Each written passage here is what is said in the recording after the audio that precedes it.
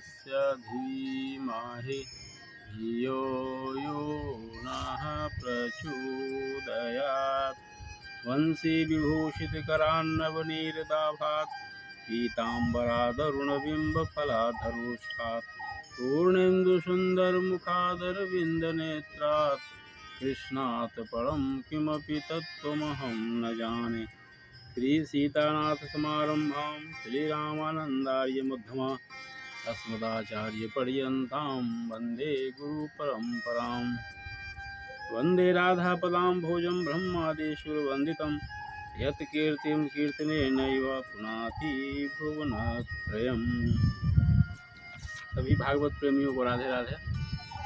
आइए आज पुनः आम्र फलों से लदे हुए वृक्षों के साये में बैठकर भागवत रस का पान करें। आम को रसाल भी कहा जाता है, रस से भरा होता है, और भागवत में भी रस है। तो इस वातावरण में लगता है चारों ओर रस ही रस छाया हुआ है, और इस रसमय वातावरण में बैठकर हम भागवत सुन रहे हैं, श्रवण कर रहे हैं, तो कितना आनंद की बात है। ये मनुष्य जीवन की सार्थकता इसी में है। इससे बड़ा आनंद कहीं नहीं हो सकता है।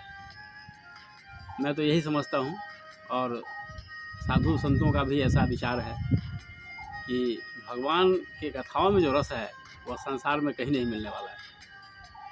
तो आइए इस दिव्य वातावरण में बैठकर हम भागवत का श्रवण करें। हम सबका परम सौभाग्य है। अभी तक हम लोगों ने देखा कि भगवान शंकर के श्राप से शापित होकर के सुद्युम्न अपने सभी अनुचरों के साथ स्त्री बन गए और उस क्षेत्र में स्त्री रूप में विचरने लगे, और ये सोच भी रहे थे कि ये क्या हो गया हमारे साथ। वहाँ चंद्रमा का पुत्र बुध था। बुध ने देखा कि सुंदर स्त्रियों का झुंड इस वन प्रदेश में भ्रमण कर रहा है, और उसमें उन सुंदरियों के बीच एक महासुंदरी है। तो यह देख करके बुध के मन में कामेच्छा जागृत हुई, और उसने अपनी इच्छा प्रकट की सुद्युम्न के सामने, जो अब स्त्री रूप में थे। उनकी बात उन्होंने स्वीकार कर ली, और इसके पश्चात उन्हें पुरूरवा नामक पुत्र हुआ। इस स्थिति में सुद्युम्न ने गुरु वशिष्ठ का स्मरण किया कि आखिर इस स्थिति में राजकाज कैसे होगा, प्रजा भी हमसे असंतुष्ट रहेगी, तो हम क्या करें इस स्थिति में। तो पुरूरवा के जन्म के बाद वशिष्ठ जी ने उन्हें आशीर्वाद दिया कि चलो शंकर जी को हम प्रसन्न करते हैं, शंकर भगवान की जैसी कृपा होगी वैसा होगा, वैसे हम उनकी तपस्या करके हम उन्हें प्रसन्न करने का प्रयास करते हैं। तो भगवान शंकर प्रसन्न हुए वशिष्ठ जी के तपस्या के बल पर, और उन्होंने पुनः उन्हें वरदान दिया कि चलो जो श्राप था वो तो टलेगा नहीं, लेकिन 1 माह स्त्री और 1 माह पुरुष रूप में रहेगा सुद्युम्न। ये कहा भगवान शंकर ने। 1 माह का अंतर पर कर दिया कि 1 माह पुरुष और 1 माह स्त्री हो गए। ये बड़ी रोचक कथा है। कालांतर में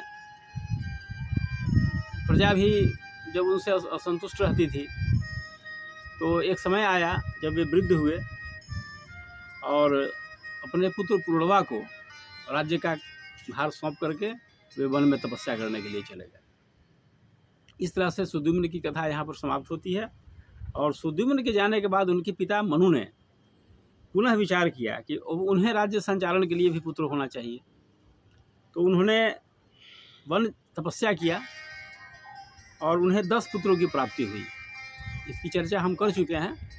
10 पुत्रों में एक प्रथम थे इक्ष्वाकु, नग, ये नृग, शर्याति, दिष्ट, धृष्ट, करुष, नरिष्यंत, पृषग्र, नभग और कवि।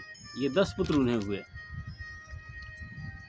उनमें एक पुत्र जो थे पृषग्र, उनको गुरु वशिष्ठ ने गाय की सेवा में लगाया था कि तुम गाय की सेवा करो। और पृषग्र बड़ी तन्मयतापूर्वक गौ माता की सेवा भी करते थे। ये गौ माता की सेवा तो हमारा सनातन धर्म का एक अंग है।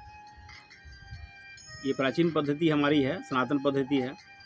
तो खैर जो हो, पृषग्र जी बड़ी निष्ठापूर्वक गाय की सेवा करते, दिन हो या रात हो इसकी कोई चिंता उन्हें नहीं होती थी। एक रोज़ ऐसा हुआ कि रात्रिकालीन बेला में बड़ी घनघोर बारिश हुई, काली घटाएं छाई हुई थी और इस अंधेरे में एक बाघ ने गायों के झुंड पर आक्रमण कर दिया। तो उसकी रक्षा में, चूँकि अंधेरा था, वो भी स्पष्ट देख नहीं रहे थे, तो उनके तलवार से जो उन्होंने बाघ को मारना चाहा, उस धोखे में गाय की हत्या हो गई।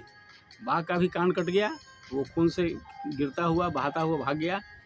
लेकिन जब सुबह हुआ तो पता चला कि ये बाघ न मर करके गाय की गर्दन ही कट गई। ये बड़ी दुख की बात है। ये जिन्होंने भी सुना बहुत दुख हुआ उनको, लेकिन इस पर बिना विचार किए कि गलती से हो गया है। ऐसी गलती कोई कर नहीं सकता है कि कोई भी राजा, हिंदू राजा गाय की हत्या करे। इसके बावजूद गुरु वशिष्ठ ने उन्हें श्राप दे दिया कि तुमने बहुत बड़ा कुकर्म किया है, पाप किया है, तुम अगले जन्म में शूद्र बनोगे। ये श्राप दे दिया। और लेकिन उन्होंने श्राप से दुखी न हुए वृषग्र जी, और उन्होंने श्राप को सहर्ष स्वीकार कर लिया। और इस तरह से उन्होंने भक्ति मार्ग को अपना लिया, अपने इंद्रियों को वश में किया, आत्मज्ञानी बने, जो प्राप्त होता उसमें संतुष्ट रहते, निसंग भाव से धरती पर भ्रमण करने लगे। और एक समय आया जब दावानल की अग्नि में जलकर उनका शरीर शांत हो गया, और इस प्रकार लेकिन उन्हें परमात्मा की प्राप्ति हुई। अब देखिए भक्ति मार्ग पर चलने से कितना बड़ा फायदा हुआ। अगला जन्म उनका हुआ ही नहीं। अगला जन्म अगर होता तो शूद्र में होते श्राप के अनुसार, लेकिन उन्होंने भगवान की प्राप्ति कर ली। भगवान का ही वचन है भगवत गीता में, यद गत्वा न निवर्तन्ते तद धामम परमम मम। जब भगवत प्राप्ति हो गई तो फिर अगले जन्म होने का प्रश्न ही कहाँ उठता है। तो उन्होंने एक तरह से श्राप पर विजय प्राप्त कर लिया, उन्हें परमात्मा की प्राप्ति हो गई, और फिर अगला जन्म शूद्र में होने का कोई प्रश्न नहीं उठता है। ये भक्ति का महत्व है। भगवत गीता में भी लिखा कि माम च यो अव्यभिचारेण भक्ति योगेन सेव्यते सगुणान समतीतैतान ब्रह्म भूयाय कल्पते। जो अव्यभिचारिणी भक्ति से, जो व्यक्ति अव्यभिचारिणी भक्ति अपनाता है, माने इधर उधर भटकता नहीं है, एक भगवान को छोड़ के दूसरे भगवान को, तो उसे अव्यभिचारिणी भक्ति कहा जाता है। तो जो व्यक्ति अपने जीवन में अव्यभिचारिणी भक्ति को अपनाता है, वह तीनों गुणों को प्राप्त करके भगवान के परम पद का अधिकारी बन जाता है। ऐसा उन्होंने करके दिखा दिया। अब क्या चाहिए, उन्होंने एक प्रमाण दे दिया अपना। तो आज की कथा इतना ही, फिर आगे हम चर्चा करेंगे इसके बाद क्या हुआ। ओम शांति शांति शांति, सर्वारिष्ट सुशांतिर्भवतु।